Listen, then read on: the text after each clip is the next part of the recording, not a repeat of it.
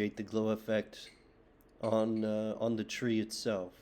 So get your paths panel out, window paths, create one, and this is just in case if you need to go back and redo work after you've done it once and you want to be able to do it easily. So I'm going to name this tree trunk. I'm going to use my pen tool, make sure it's set not to shape but to path, and draw my first path here. Selection, I should say. So I think I'll do it here and on this branch of the tree up to here.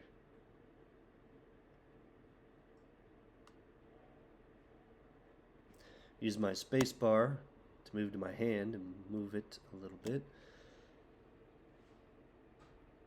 And I'll go ahead and include this branch here.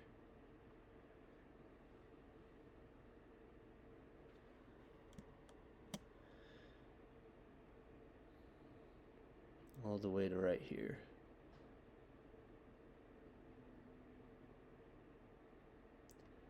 Do this one too.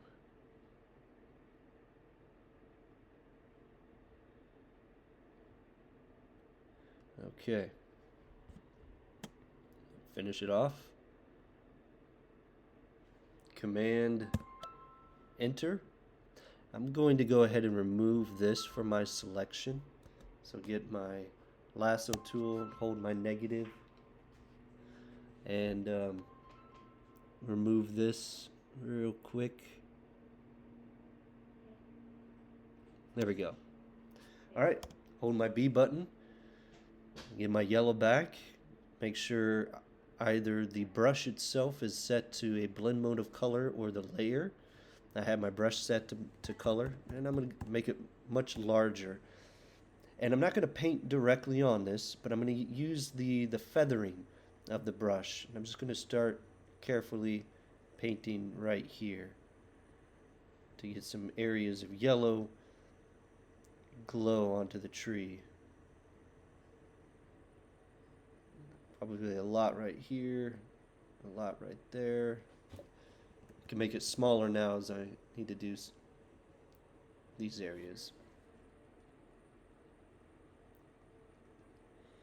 Kind of have to decide where the good places are going to be, where you want to make the light more intense. Right over here. Definitely within here.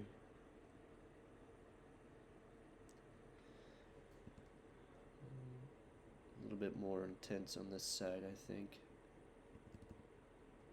Alright, so Command D to deselect that. It looks like I'll need to come back in here. I missed some of my tree.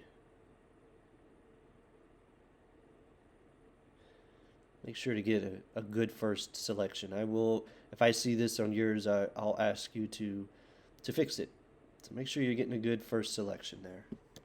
Command Enter, go back to my yellow here, and I'm just gonna paint to this harsh edge gets removed.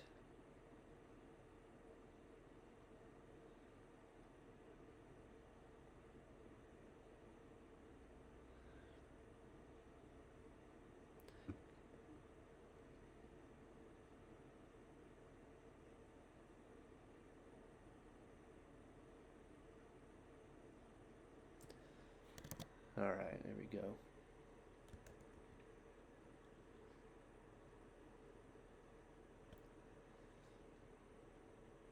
Okay.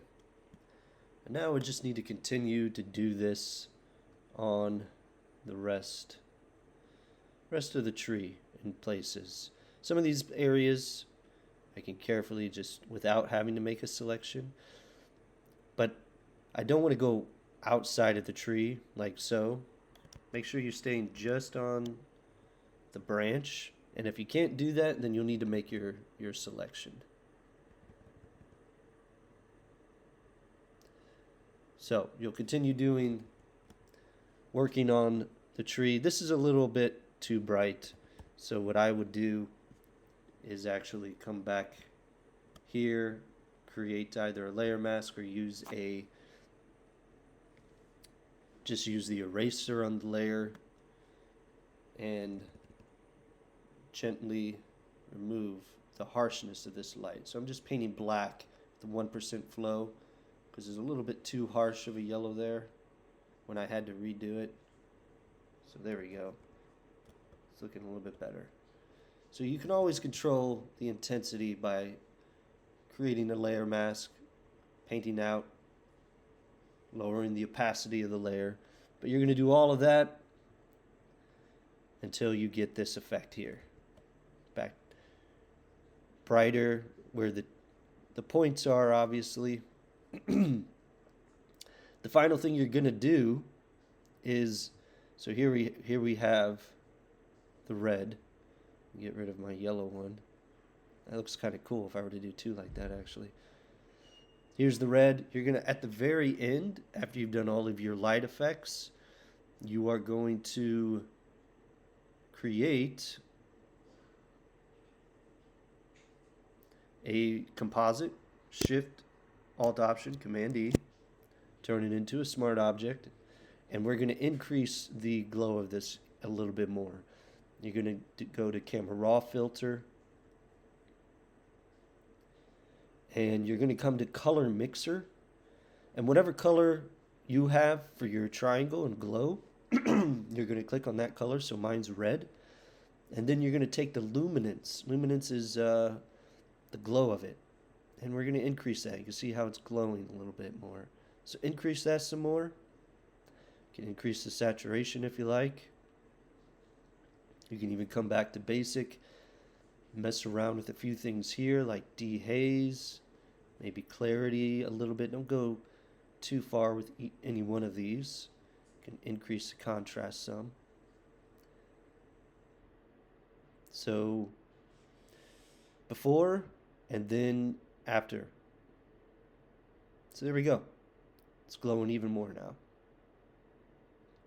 And that is the end of this checkpoint.